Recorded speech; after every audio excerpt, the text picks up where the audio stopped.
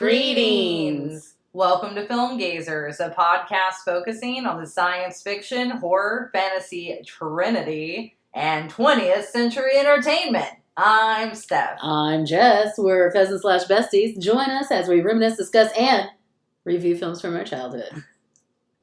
Meowdy. Meowdy. We hope everyone had a wonderful Valentine's Day. Mm-hmm. If you didn't catch our last of our mini-series, Twice Saga release. I was like, oh my god, I didn't do it. And I was like, I already had it scheduled. I was like, for a second, had no memory of doing that. Doing I was any like, of it. So, the Twice Saga's finished. This is going to be the last episode of Face Your Fears, February.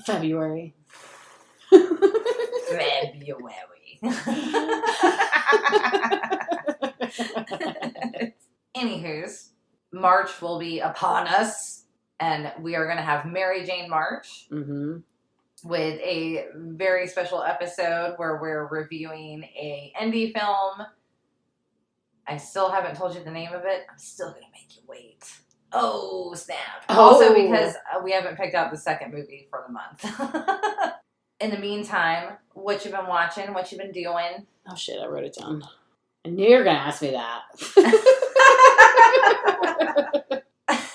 So obviously still watching Supernatural. Me and my mom watched that movie Lonely Planet the other night with Liam Hemsworth and Laura Dern. Oh, is that the one where... It's an older woman, younger man What romance. do they call it? May, December? Yes. Yeah, I was like, I've been really into older women, younger men romance lately. Oh, I bet you have. I was like, I think it's probably because I'm getting to be an older woman now. And I'm like, I can dig it. And Laura Dern, man, she still looks fucking good. Like, she looks basically the same. Oh, it's crazy. She hasn't aged a bit. Not really. Good for her. Yeah, she looks great. Nice. It was an alright movie. It was predictable and normal romance. Yeah. Yeah, because you said we were talking before and you watched that Sally Field one as well. Yeah, that one was like uncomfortable though. I watched the beginning of it and yes, it was very uncomfortable to where I even turned it off and I was like, I'm not in the mood for this. I don't want to see Sally Field that way. Yeah, this one wasn't like that at all. Yeah. Like, it was a believable couple. Even though I looked at the age difference and I was like, damn, she's 57. Huh. Like, she didn't look like that at all. Crazy, yeah. I didn't think she was close to 60 already, I didn't either. Time flies. It really does. Yeah. But other than that, I've been doing a lot of yard work. Oh, yeah, that's right. Spraying, cleaning. And then the other day I looked out the window and I was like, it's leafing. It was like raining, but no, it was leaves. And I was like, oh, great, again. I know, it's a lot. It's never ending. We've been doing our usual anime psychopaths right now. I have taken a break, if you've noticed, on Dragon Ball, the original. It's really fun, but it is quite different. You know, it's very old school, very funny, you know, like kind of more cheeky. So I go back to it every now and then. But Psychopaths has been so good. So that's been something we've been watching almost every other evening. And our go-to-sleep show has been Home Improvement because it's on Netflix. Yep, I just saw that. Yep, Andrew has a lot of nostalgia for that one. I mean, it was a really popular show. Oh, and yeah. then he did the Santa Claus stuff and he was Buzz Lightyear. So we definitely have memories. While we don't agree with much of his politics today, watching this show now, I'm 100% certain that Wilson is a witch. And Tim Allen was actually fighting the patriarchy a little bit because of the lessons that he learns in each episode by being the brunt of the joke and Jill usually always being right. So it was funny to watch it now in today's lens, and it's so funny that there were so many episodes that I still remembered, like, once it started, and I was like, oh my god, I remember watching this one. Yeah. You know, sitting in front of, like, our square TV, like, on, like, a school night, like, watching Home Improvement. Oh, I have a ton of memories of Home Improvement because I was in love with JT Tim. Oh, yeah. Back then. And I guess the running joke is they talk about how tiny he is. On the show, Yeah, too? on the show. Like, he'll be like, oh, my hands are too small. Or, like, I can't play football. I'm, like, too small or something. And I was like, that's so funny. Because he didn't turn into, like, a very tall or a big guy I don't think either. he's real tall still. So I just thought that was just like, that's a weird storyline for a little. I guess it's something little boys probably worry about. You know? Yeah, because they want to be big and muscular. Yeah, It want to be a was big man. It was just funny. He was like, my hands are small. And he's the one that everybody had a crush on. Is the funny thing. Yeah. Like, nobody cared that he was short because he had that hair. Oh, and yeah. that face. Because Zachary Ty Bryan with the mullet in the beginning, dear Lord, it is bad. And that wasn't even that popular then, was it? I feel like he was very out of style for that even time. then. But maybe he wasn't. Maybe it was still a lingering, I just know, even as a kid, I never liked mullet. No. Unless it was Mel Gibson and Lethal Weapon. Or like Kurt Russell. Oh, yeah.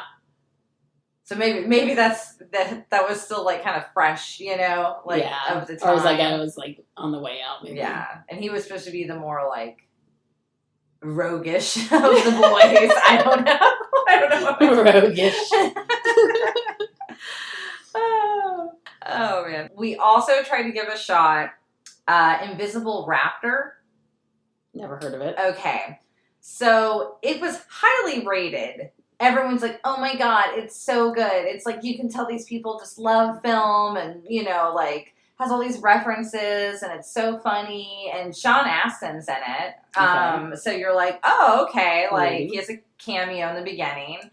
No, I didn't like it. It felt like a movie made by, yes, people who like Spielberg and but the references are very just on the nose, it seemed like by everything I was reading about it, they were talking about how there was these genius Easter eggs, and all this stuff, and it's so funny, but it's poking fun, almost like a spoof, kind of thing a little bit. But I don't know, it just was boring to me. It was formulaic, and all the references were very they're like, oh, in Spielberg County, oh my God. What a reference. Who would have gotten that? No one. There were some more subtle ones, but ultimately I didn't get the appeal. Andrew and I even turned it off towards the end. We fast we don't forward. even feel like finishing Yeah, we didn't even, it was in a do not finish kind of shelf if it were a book. So I was disappointed. I still say Velocipaster is my personal favorite. If we're going to go with bad raptor movies, I'm going with that one. I didn't know it was that big of a genre. Girl, you should look them up. There's a whole world out there. Nah, I'm good. I love me a good creature feature. So yeah, I was disappointed in it. I thought it was going to be I love Spielberg when I was a kid, and some of it is easy to make fun of now watching, but it was just too on the nose. Yeah. Then we also watched for Valentine's Day together The Princess Bride. Nice. Very classic. I realized that I don't know if I had ever watched it in its entirety in one sitting. Really? Yeah, when I was thinking back to it, because I'm I don't think I own this one. Mm-hmm. So it wasn't something I would have had readily available. So I think it would have just been at your house at different times, and possibly if it was on TV or anything like that. I used to get that one in Willow, meshed together.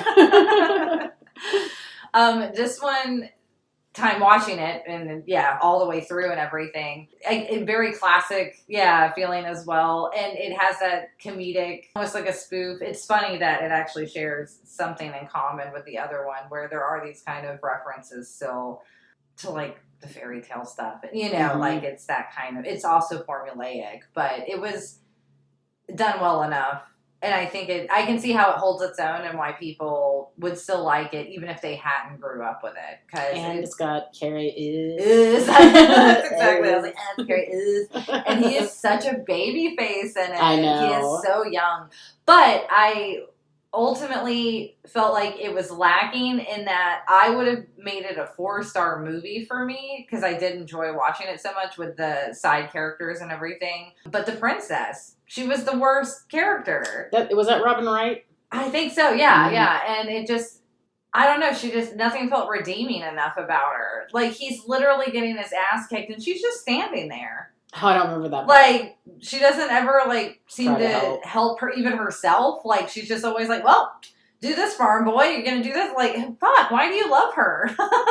She's a princess. But she wasn't. That was the whole thing. That they lived on a fucking farm together. Oh. Or whatever. Okay. Or, like, I don't even know, or farm town, you know, like a little village thing. And she was, like, always bossing him around then. And he's like, as you wish, which means I love you. Why? Why do you love her? She's nothing but rude to you. She did move on. Like, oh, yeah, she thought you were dead. Like, little Count of Monte Cristo. Count of Monte Cristo. You can tell I'm a good old Southern woman. Crisco. Count of Monte Cristo. I used to think that's what it was for a long time. So yeah, that's all we've been up to. Nothing too crazy. Oh, I also am playing The Sims 4. Nice. Just so I can have a sense of control in my life. In this episode, we watched 2002's The Mothman Prophecies. Was directed by Mark Pellington. Screenplay by Richard Hatem. It was based on the novel The Mothman Prophecies by John Keel. It was produced by Gary W. Goldstein, Gary Lucchesi, and Tom Rosenberg. It was starring Richard Gere, Laura Linney, Will Patton, Deborah Messing, Lucinda Jenny, Alan Bates. Cinematography, Fred Murphy. Edited by Brian Burden. Music by Toman Dandy. Okay. It was released January 25th, 2002. It is 119 minutes long. Budget was $32 million, and the box office was $55.2 million. Not the greatest. Nice money. Yeah. So, first things first, into the facts. I will say not so fun because it is regarding about a bridge collapse. Mm-hmm. 46 people were the actual number that died in the Silver Bridge accident, not 36 as depicted in the film. I wonder why they changed that. I'm not sure. Yeah, I don't know, why they would change things. When it's such a close number. When it is based on a factual event. Maybe not to be, maybe so they can sell their creative license, you know? It's just inspired by this event kind of thing. That makes sense. And at the end of the credits, it claims that the Silver Bridge collapsing was never discovered why, like explained. But they were like, no, they know what caused the failure. It was an eye bar in a suspension chain. So aside from a few of the opening scenes that were actually filmed of like Washington, D.C. area, most of it was filmed in areas of Pittsburgh. And this one, I'm like, how do I pronounce this? Kittanning? Yeah. I think it'd be Kittanning. Yeah. In Pennsylvania. So the screenwriter, Richard Hatem, he had a bout of insomnia, and he found himself in a bookstore, and he read The Mothman Prophecies just sitting in one go, basically. Okay. And he enjoyed it so much that he was on the phone with the author Keel to talk about writing a screenplay and seeing if he could get the rights. He was into it. He's quoted as saying, "Most Hollywood movie ghosts make their presence known to help us get back together with our girlfriends." LOL. I wanted to write a story that said you can ask questions about why things happen, but they are the sort of things that we are never going to get an answer to. This was a movie about dealing with something that human beings will never be equipped to understand. He wanted the film to be about the psychology of belief, basically. So Lakeshore Entertainment ended up, though, cutting $2 million out of the budget just before shooting began. The director, Pellington, was furious because this also happened on a previous movie he directed, Arlington Road, apparently. He also played the bartender in the film, and he was the voice of Indrid Cold on the phone.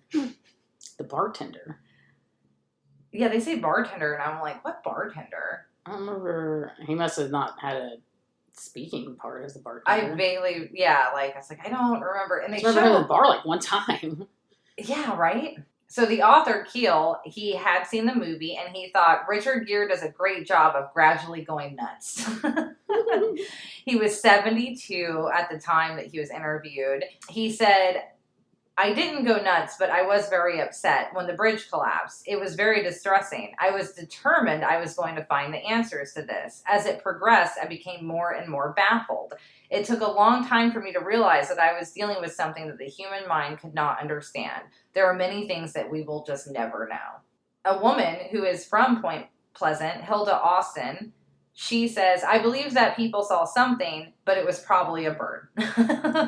She says that some of it was just a hoax. It could have been something spawned by the toxic ground from the TNT area that was around that chemical plant that locals would like hang out, I guess, afterwards. She even said some of the eyewitnesses were on drugs. I thought it was a hoot. Everyone just sort of laughed at this. They thought it was just preposterous. Nobody took this seriously. Yeah, so that's one person's claim. Others, though, were again they thought it was a hoot. Afterward, like that's what I'm like. Well, it wasn't really a hoot when people died on the fucking bridge. Yeah. Like it was a tragedy. I want to know were predictions actually made? Like, did somebody actually have a dream about it? Apparently, I need to read the actual book. I can't believe I never did. Yeah, I probably couldn't find it at the library, I'm guessing, and I was in middle school before when this Amazon movie came out. So yeah, if I wasn't at the library or at Goodwill, I probably didn't get to read it. Yeah, right. So I definitely want to read the book because it seems like the book is, I think, more of a journalistic take. Like he really did go and interview like 200 and something of these people in this town and got everyone's accounts and witnesses. And apparently he may have claimed of something with this Mothman type thing. I don't know. Like, so I have to read the book. It's just from what I've gleaned, it's a possibility. But I'm not 100% certain. But I'm like, yeah, this is going to go on my reading list now. So, cryptozoologist and author Lauren Coleman said that there is a history of this kind of lore in the Ohio River Valley. The Native American tribes of the area had a long history of chronicling stories about thunderbirds. Which would be large bird-type man creatures that were said to be harbingers of woe. Okay. So this is kind of one of those things where, like when we've talked about the Wendigo, yes, where the Mothman has spawned from people just, bastardizing Native American folklore. It's kind of what it sounds like. But maybe the Mothman is different. But it does seem like a lot of the original accounts were talking more of a bird-type man than anything that was moth-like. Although some were claiming that there were red eyes on no face. So that's where they're wondering where maybe the moth qualities started coming into play. It's interesting. We all know I'm probably because cryptid. So if it was like red eyes, they probably just saw eyes and wings and were like moth. Maybe it's nighttime. Yeah. But it could have been maybe a thunderbird, possibly. We don't know. Cool. Other people have claimed that maybe it was just like a really giant, big fucking crane that like scared the shit out of people. Because you've seen a crane. We're in Florida. We've seen them. They can be pretty damn big. Right. And so if they were just like standing outside, like full fucking winged out, with their crazy little beady eyes looking at you, but they're not red, though. They're not, definitely not red. And that's like the one thing everyone claims that, like, I remember reading somewhere that, like, actual angels are supposed to be, like, fiery. Yeah, it's supposed to be like Neon, that Evangelion, that Neon. anime, Neon Genesis or whatever, okay. Yeah. And there's like angels in that, but it's more of like the biblical, like there's a bunch of eyes and all the crazy stuff. And then that guy did say she's drawing angels. Yeah. But that's a little bit of facts about Mothman and the area. And the town was very disappointed that the movie was not actually filmed in Point Pleasant. Yeah. But they did do it because they knew the town basically couldn't sustain to have the bridge closed for 2 months. It would have like collapsed its whole economy. No one could get in or out. Like, so these towns in Pittsburgh area and stuff, were capable of it. So they probably had other bridges. I think they probably had other different ways. I don't know the actual geographical layout of this area, but it is in West Virginia, so I imagine it's probably pretty mountainous and kind of creepy. Kind of. Yeah. Appalachians. I know, I love it. I'm just like, ooh, I want to go there and I want to meet the Mothman. They're the oldest mountains. Yeah, in the world. Yes, isn't that crazy? I know. That's what I'm drawn to them. That's why they say they're not as tall as the Rockies. Yeah, because they're worn down. Yeah. They're worn down and they're old. And that's where there's probably things living in that. I know. Like, I wonder if they're right in Appalachia when they say, like, if you hear people outside, don't like, you're not supposed to, like, acknowledge or do it. And then I love the podcast, Old Gods of Appalachia. Yeah. So, like, I'm like, ooh, it seems so creepy and fun. You're like, I'm going to see a fairy in them woods. Maybe. Anywho, that's the fun facts. So with that, Jess is going to take it away with the Googled summary. A journalist's wife experiences a strange moth-like vision immediately before she was killed in a car accident. 2 years later, driving to an interview, he suddenly finds himself hundreds of miles out of his way in the remote town of Point Pleasant, where there has been a proliferation of Mothman sightings. His research concludes that the visions are omens of disaster that you can't do anything about, so why even know about them? Alrighty, so do you have any recollections of this film? My only memories are vaguely of the bridge, of him like standing over the bridge collapsed, and like the moth on the windshield. That's it. And that's literally it, because I remember when it came out, I was like, this movie's so fucking boring. There's no Mothman. And I just remember it being a bunch of like talking, like him, like, it reminded me of like a John Grisham movie. Yeah. From being a kid. Like, that was my memory of it. So I liked it a lot better this go around than I did as a child. I'll say that. Same. I remember this came out, and it was one that Aunt Daisy and I were very excited to see. And she rented it from Blockbuster, and I remember watching it with her, I believe. And I too remember being like, oh my God, this is really slow and boring. Like, and I liked the beginning, I remember, because then it was kind of more of investigative mystery almost. And then just when you get right a little bit in the middle, that middle end part, it just it's so excessive in certain scenes that are just so unnecessary. Yeah.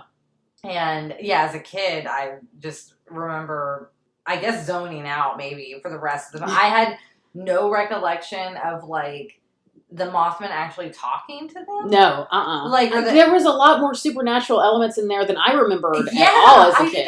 Because I thought I remembered, he just talks to the townspeople, and like he gets close with the lady cop, and then like and then the bridge collapses, and that was the end. That was like all I remembered. I was like, "There's no fucking Mothman. There's no like." Yeah. And I was like, "Why did I remember?" There was way more. There was way more. Way more weird things happening, and it was kind of like a butterfly effect situation almost going on. It was. And it very much was in that realm of that style, too, like Gothica. And, right. You know, like everything's really that dark and kind of just that era, that early 2000s, like psychological thriller that was out. Like the coloring was all very similar, the vibe, the pacing.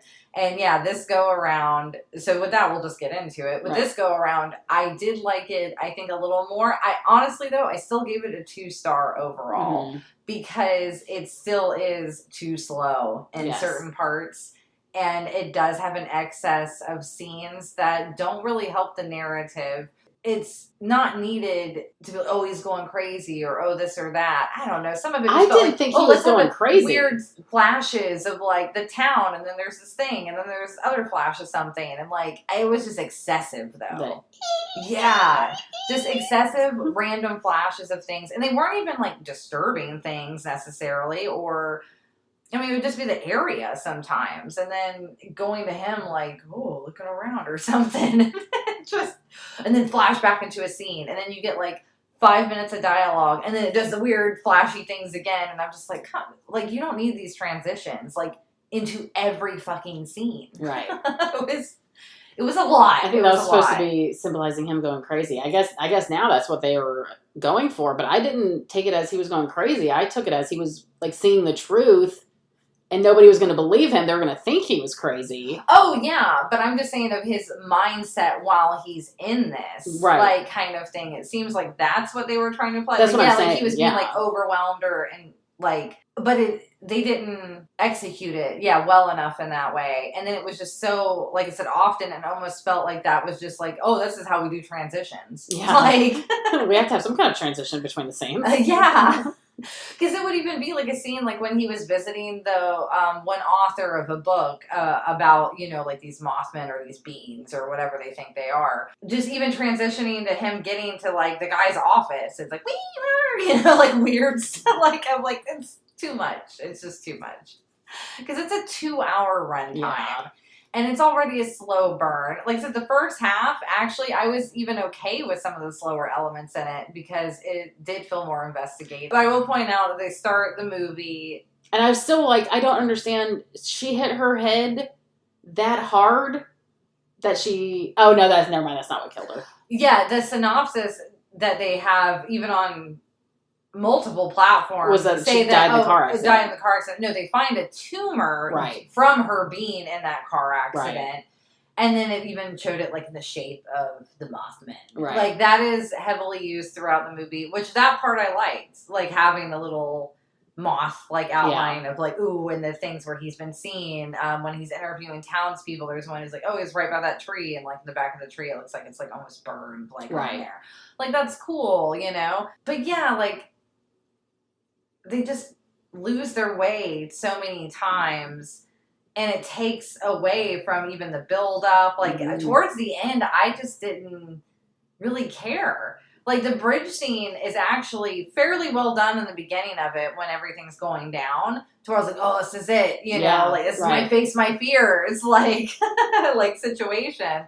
But right before it, the build up was so weak. Yeah. Like I just really didn't even care anymore at that point. And I didn't care for the fake out with the factory thing too. Yeah, it's like they had the red herring. Yeah. And, it's the factory, but... And he's like, wait a minute, the Ohio River. And then it had to, like, show you, oh my God, a bridge is also on the Ohio River. I'm like, for you to be an investigative journalist, like, what the fuck are you doing? Right. So, yeah, that's where it gets a little hodgepodge, because... like I said, I feel like it sticks very much to the beginning, and then even when he ends up in Point Pleasant. He's supposed to be going to Richmond to interview someone, but he ends up like 400 miles the opposite direction in West Virginia, and it's the guy from Gone in 60 Seconds. That's exactly what Dave said, and I said, no, the bad guy and the postman. Yeah, there you go.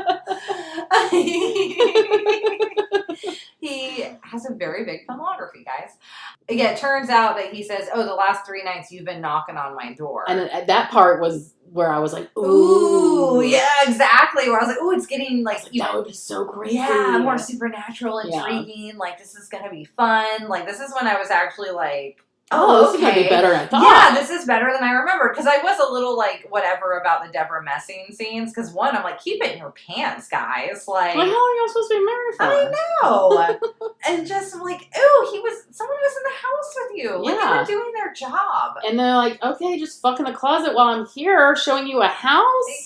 Yeah. Ew. Weird. Icky. So, yeah, I could have done without... Yeah, some of it was a little like, okay, we get it, whatever. You're in love. Yeah, we could have sped some of that up. Dead, tumor, Mothman. We don't need to see the fucking in the closet. Let's get to the investigative story. My favorite is back in the 2000s, too, is like, he was like, we were just house hunting. We're talking about house hunting. I'm like, you're like 50. I know, Richard Gere Why are you acting like... It's a big deal to house hunt at your age. Right? I did think that was kind of funny, too. Although it was supposed to be like, oh, it was like their dream house. Because it seemed like it was some... Okay, it just looked like an old house. Like out... But like in the country. You know how city people make it out when like... If they buy, like exactly. They're like, oh my God. This is such a big deal.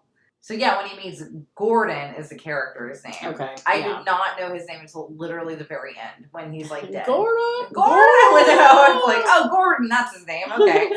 So that's when I'm like, oh, this is going to get good. And then Laura Linney shows up as the sheriff, and you're like, oh, this is going to... Wait. She was so pretty in this. Oh, yeah. I was like, wait, Laura Linney, right? I was Yeah. like, we were talking about Laura Dern earlier, and I was like, wait, did I say the right name? Yeah, she was so cute in it, and then that's when I was like, all right, we're going to get this going. This is maybe going to actually be funner than I remembered.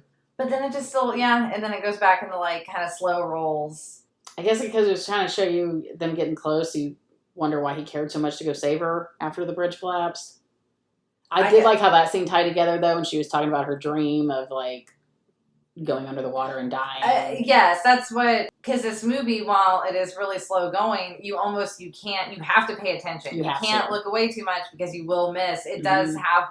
Things that tie together. Those things that tie together. Her about her dream. Wake up number 37 is told to her. And being surrounded by the presence in the water. Yeah, in the very beginning when he's answering the phone and like literally the opening scene and he was like, what's her name? Mary? How do you spell that? With a Y? Like, so that was actually the call. It was him calling. They reference it in the end. Oh, no, I didn't. Oh, yeah. See, that was something they referenced. So, yeah, that's what it was referencing. So, I guess either the Mothman was calling him in the beginning, telling him to set, like, it's supposed to be, I guess, interconnected. Right. And then, ultimately, the second half of the movie, when it's not being a boring slog in certain parts, does these two, basically, what I call the exposition dumps. When he goes and meets the author of the book that he was researching. And I feel like a lot of movies from the early 2000s did this in any kind of like supernatural or like psychological horror. It's as somebody that knows lore. Exactly. And can tell you the lore. And tells you the lore and just dumps it all on you. Which I just feel like there's better ways. I didn't mind it in this one. I like that. Well, because he is a journalist, so it makes more sense. Right.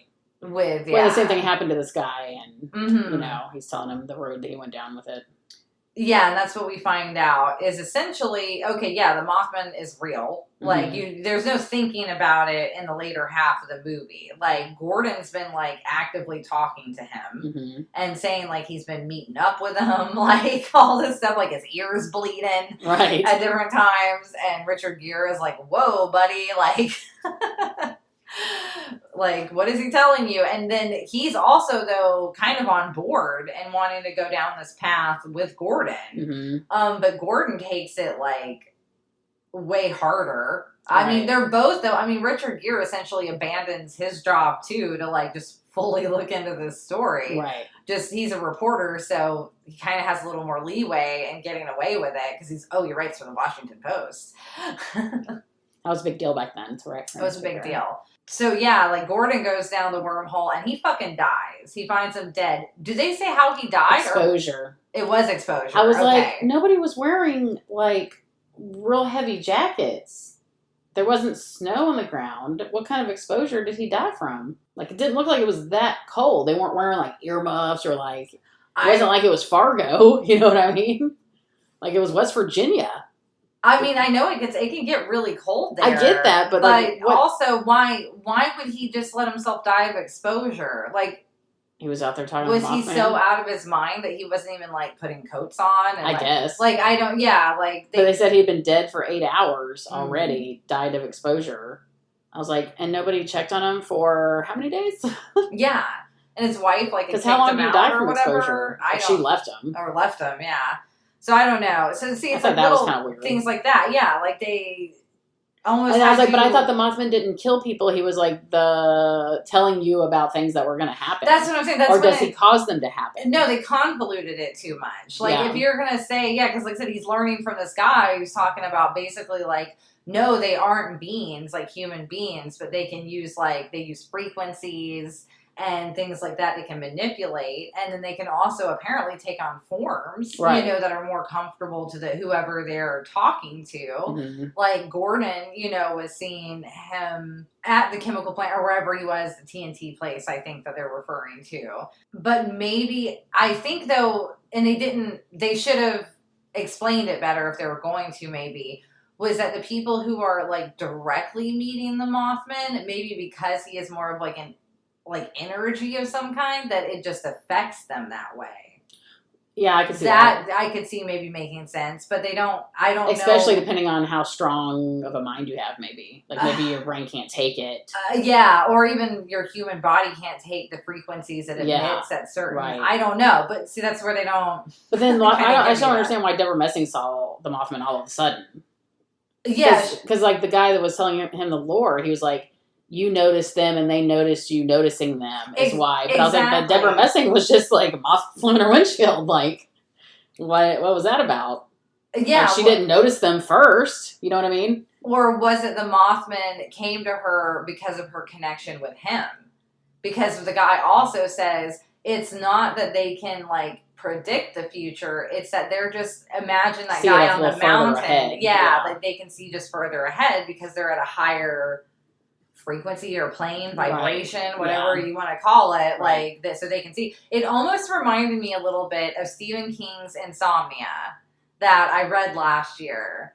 And it's about basically you get insomnia and then there are these other beings that are only acceptable to it of receiving or knowing or seeing these other beings when you're in the state of like deliriousness from lack of sleep and stuff. It like opens you up to like this other stuff, and they can technically like even like walk into it, and then even like other people can't see them, like almost, and they go into this other world where there were like the chaos and the good people, and it was a whole thing. But yeah, they could basically, they knew what was going to happen and they could turn the tides or maybe help humans somewhat. So it seems like it's almost what they were basically saying the Mothman were in this movie was, like they can talk, they can say things, but you can't really fully comprehend what they're telling you. Right. And that's the difference in some of the Stephen King, because the guys do basically are like, yo, you need to like kill this thing or it's gonna fuck everything up. They give a little more explicit directions. Right. But in this one, you start getting the premonitions from Gordon and him. They're getting phone calls from the Mothman and it's saying like keywords. What I thought was funny though was like, you know, the Ecuador or whatever. And I was like, but why tell him he literally can't do anything about that? Literally, what can he do about something in Ecuador? I think that's the thing. Like he said, they notice you notice, so then they're just telling you what they can see.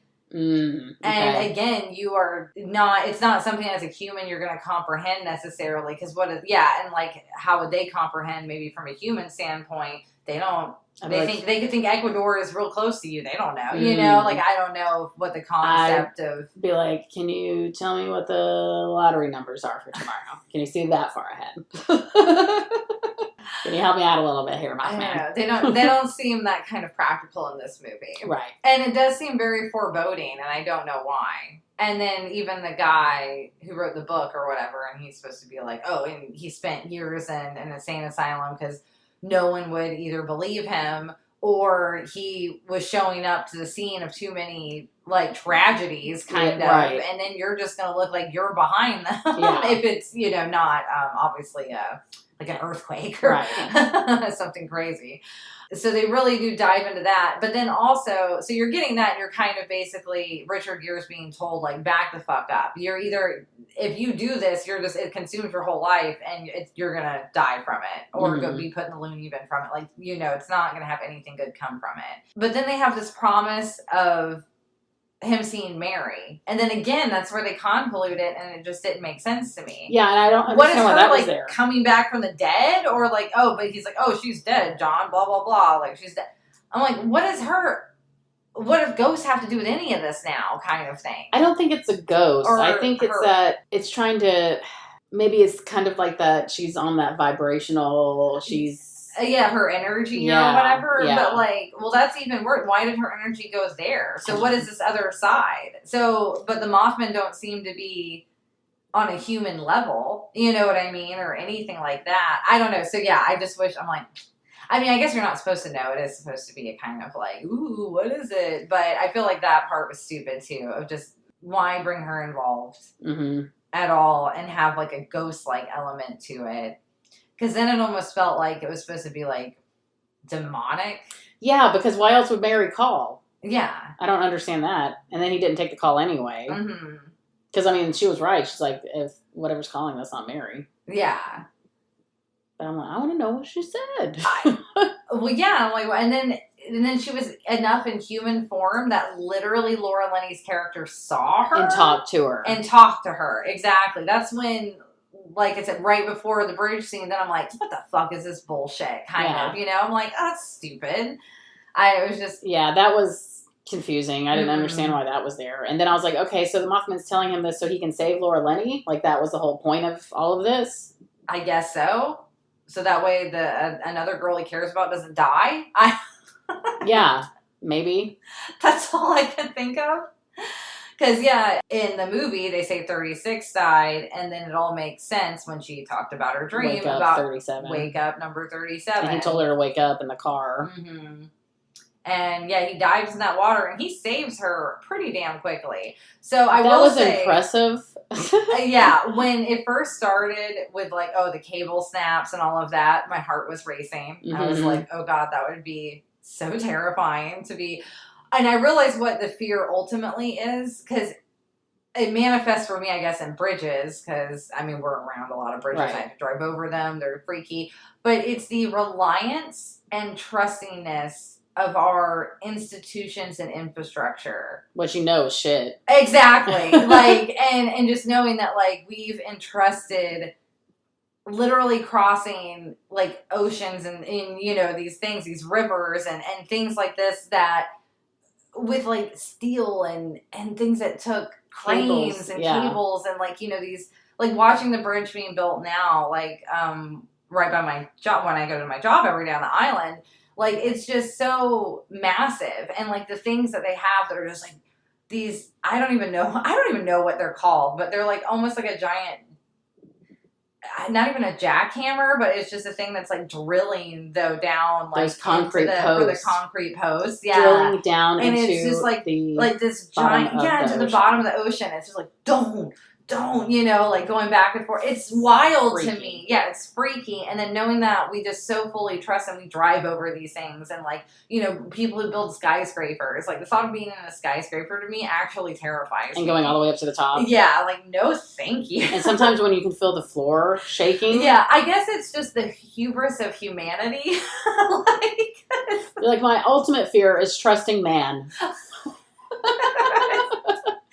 It really is, like, it's... And like I said, these really, like, giant man-made things. Like, that is, like, industry. Because I know how terrifying people are. And you're like, that dumb motherfucker built a bridge? Yeah, exactly. Or like, that's the person that inspects them? Yeah, and you know, one cable could be off and then the whole thing can come down. Yeah. One cable snaps, that's all it takes. Or you see, like, you know, TikToks of these college kids doing the dumbest things and they're studying to be engineers. Yeah. You know, like, any of it. Like, I know how ultimately incompetent humans are. So that's why things like bridge collapses seem not only, you know, possible at any moment to me. It's like, the question is more like, when's it going to happen? Yeah. And then just, you know, trusting it so easily just seems like this willingness to trust, you know, like, humanity has your best interests. And I don't know, maybe it's my mindset lately too with everything going on, but I'm like, no, it does not.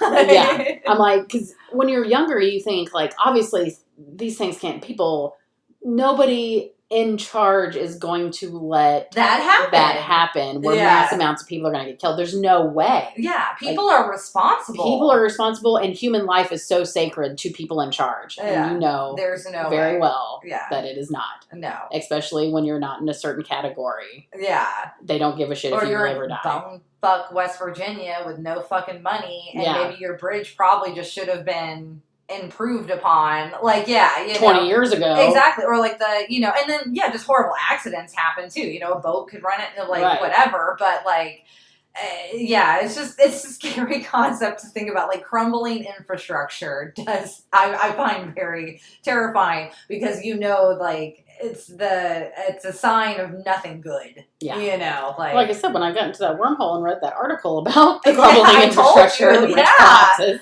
I was like, oh, it happens way more often than I thought it did. Yeah, bridge collapses are terrifying. Yeah, they are. So I think the beginning of it did a good job of encompassing that. So the second half, though, of the bridge collapse, when he pretty much is, like, diving in there. The underwater scene was cool. Like I said, he conveniently saved her very quick. Swimming through the back. and pulled her out very quickly and easily. And then they zoom out, though, the water scene, and it is so poorly CGI. Did you notice? Of the what? The bridge? Yeah, like a zoom out scene at the end, like when he's saving her and stuff, and they zoom out, and it's supposed to be like the presence around them, and he's in the water.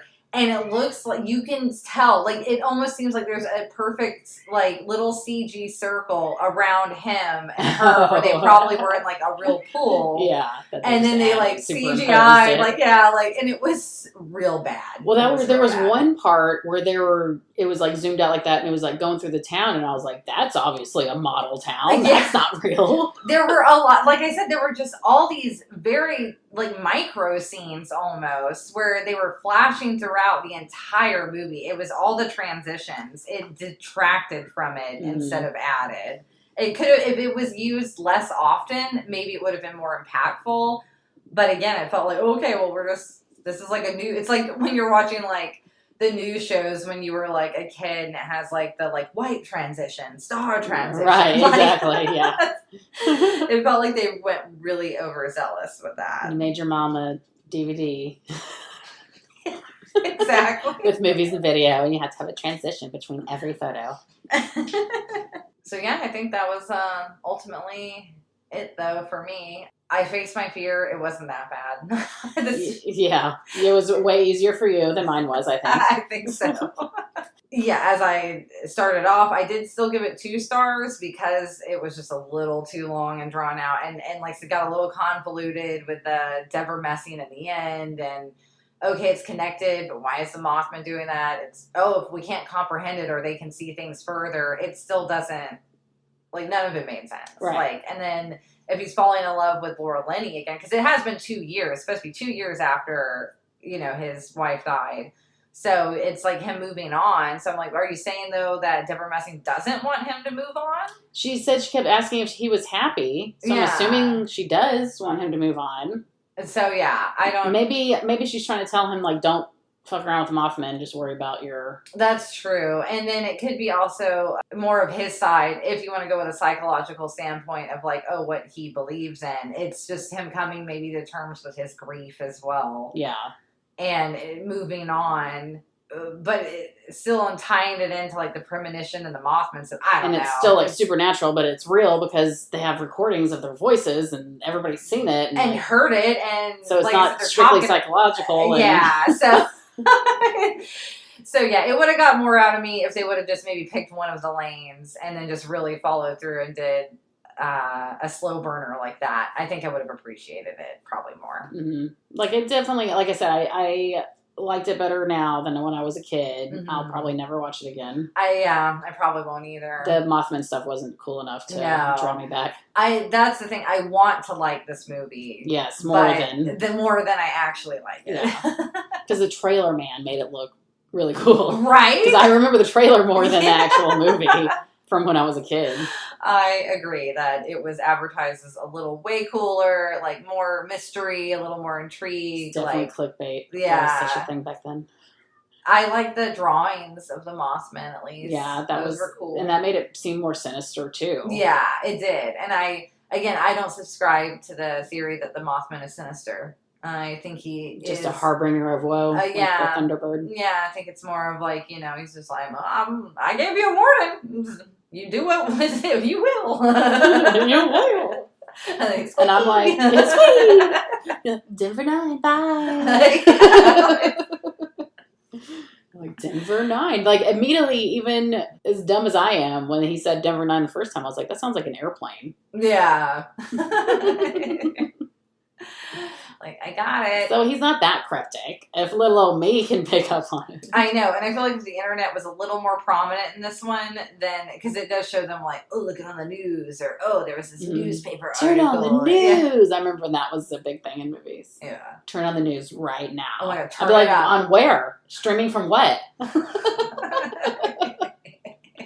Well, guys, that was the Mothman Prophecies. Mm-hmm. I faced my collapsing bridge fear in this film. And you fucking rocked it. So, yeah, it was. I got my heart a little pumping in it, and again, just the thought, especially at night in the water, it'd be cold. It would be terrifying. Yeah, I still stick with it'd still be scary. It's scary. Neither one will watch this again. Your Richard Gere. To your Laura Linney. To my Laura Linney. I will save you. I should have made a Valentine out of that. Of him coming through the water. Oh, and I'll be your John Goodman. Yes. The John Goodman to my Jeff Daniels. That's funny. And as always, guys, you can find us at Film Gazers on the social medias and the Film Gazers podcast community on Discord. We've been updating that as we go. So, as always, look for us there. And today we are going to do our special brunch we have planned. Of course, the weather looks like shit, but we planned a beach picnic, and it's been raining. But that was this morning, so maybe it'll turn out better. But we made really yummy food regardless. Yes. So either way, it'll be a good time. If we go nowhere or not, we still have some snackies. Jessica made caramelized onion and goat cheese quiche. Mm-hmm. Mini quiche. We taste tested one. They were good. And I made some kiwi mango overnight oats with banana milk. Banana milk. It sounds so good. And a little Greek salad. So we're ready. We're going to have a little Galentine's brunchy brunch together. Got some Prosecco. Yeah, Prosecco. Yeah. So yeah, hopefully we'll have a good spring coming up. And I'm looking forward to our brunch. And again, you can find us at Film Gazers, guys. Mm-hmm. We'll see you on the social medias. And we will see you in March, I guess. Yeah. Yeah, for Mary Jane March. Nice. Very exciting. Very exciting stuff. The little Jimmy Carson action going. Exciting stuff. Really exciting stuff. You did that really good. Thank you. I can't do it, Jimmy Carter. Exciting stuff. I still feel like I sound like Little Nicky Moore. Popeye's chicken's fucking awesome. Oh my god.